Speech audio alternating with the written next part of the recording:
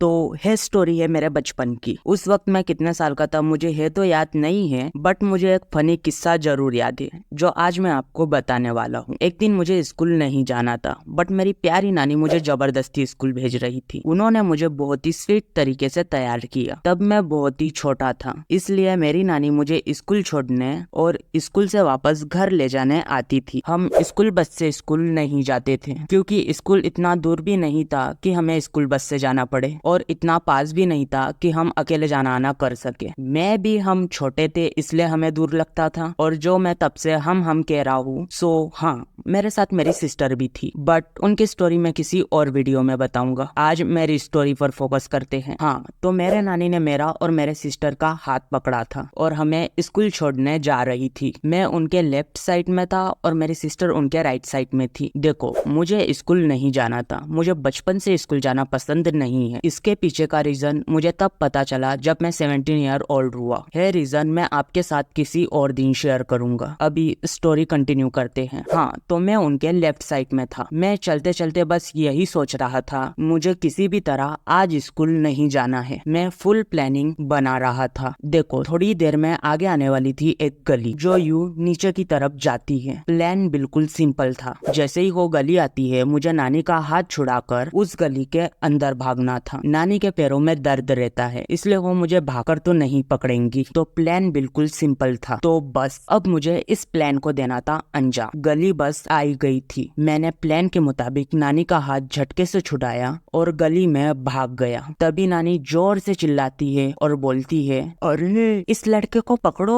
और तभी कहीं से एक बंदर सा मुंह वाला शकल का लड़का आ जाता है और मेरा हाथ पकड़ लेता है। मतलब क्यों यार, ऐसा तो प्लान में नहीं था। क्या मैं तुझे जानता हूँ? ना मैं इसे जानता हूँ, ना है मुझे जानता है, ना है मेरे नानी को जानता है। फिर क्यों मुझे पकड़ा? प्लान फेल हो चुका था। मेरे नानी ने फिर से मेरा हाथ पकड़ लिया था और इस बार बहुत कस के पकड़ा था। तो अब मैं फिर से नानी का हाथ छुड़ाकर नहीं भाग सकता था। लेकिन मुझे स्कूल किसी भी हाल में नहीं जाना था। मैं बस सोच ही रहा था कि ऐसा मैं क्या करूं जिस वजह से मुझे आज स्कूल ना जाना पड़े। तो मैं बस यूं ही सोचते सोचते आगे बढ़ रहा था। तभी मेरी सिस्टर मेरे नानी को रोकती है और कहती है, नानी मेरे पास इरेजर नहीं है, मुझे इरेजर दिला दो। तब हम इरेजर को रबड़ कहते थे। मेरे नानी ने मेरे सिस्टर को 2 रुपए दिए और कहा, जल्दी से रबड़ लेके आ। उतने टाइम में मुझे समझ आ गया था कि मुझे क्या करना है। मेरे ठीक सामने कीचड़ था, मतलब बारिश का पानी जमा नहीं हो जाता क्या एक जगह, कुछ वैसा ही था। मैं बिल्कुल रेडी हो गया था। मैंने अपना बैग नानी को पकड़ाया और कहा, नानी 2 सेकंड पकड़ो, मुझे पानी पीना है। मैं क्या बोलूँ, सही में यार उस वक्त मैं इतना क्रेजी था। मैं कीचड़ में जाकर लेट गया, जैसे बेड पर लेटते हैं वैसे। उसके बाद होना क्या था, नानी ने दी को स्कूल छोड़ दिया और मुझे घर ले गई। हमारे घर के पास उस वक्त एक कुआं था, मतलब अभी भी है, बट अब हम वहाँ पर नहीं है। मीन्स हमने वहाँ से शिफ्ट कर लिया। और उस कुएं के पास एक छोटा सा पेड़ था और वो पेड़ कुएं से अटैच था, मतलब कुएं से जुड़ा हुआ। मेरे नानी ने उस पेड़ के साथ मुझे बांध दिया और कई बार हमने वहाँ पर सांप देखे थे और मुझे वहाँ पर जाने से बहुत डर लगता था। ऐसा मेरे नानी को लगता था, बट इसका बिल्कुल उल्टा था। मुझे वहाँ पर जरा सा भी डर नहीं लगता था, लेकिन मुझे नानी को यकीन दिलाना था कि मुझे बहुत डर लग रहा है। अगर मैं हीरो बनने की कोशिश करता कि हाँ हाँ बांध दो, मुझे नहीं लगता डर, मैं तो रह लूंगा यहाँ शाम तक, तो नानी मुझे किसी और तरीके से पनिश करती। इसीलिए मैंने बहुत नाटक किया, बहुत रोया, नानी मुझे मत बांधो, आगे से ऐसा नहीं करूंगा, छोड़ दो ना प्लीज, मुझे बहुत भूख लगी है, सच्ची में आगे से ऐसा बिल्कुल भी नहीं करूंगा। और मन ही मन में मैं बहुत खुश हो रहा था, बहुत हंस रहा था कि हाँ बांध दो, थोड़ी देर में मेरे दोस्त आ जाएंगे और मुझे छुड़ा लेंगे और मैं तो चले जाऊंगा खेलने। बट उस दिन कोई भी नहीं आया। लास्ट में मेरी नानी और मेरी सिस्टर आई और मुझे घर लेकर गई और खाना खिलाया। बट मैंने पूरा दिन बहुत ज्यादा फन और एंजॉय किया।